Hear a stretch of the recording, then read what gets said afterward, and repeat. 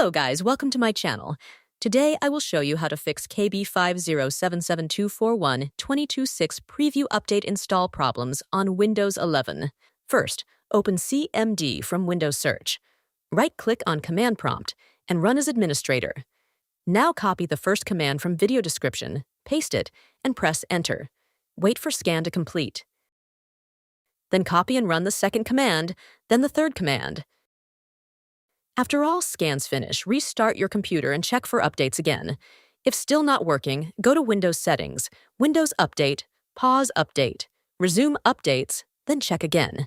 Next, open Services from Windows Search.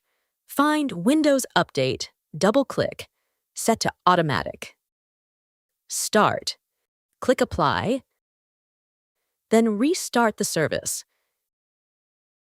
Do the same for Background Intelligent Transfer Service and App Readiness. If the issue still exists, use Microsoft Update Catalog. Open the link in browser. Search for KB5077241. Download the correct update based on your Windows version, Win+R WinVer. Then install manually and restart PC.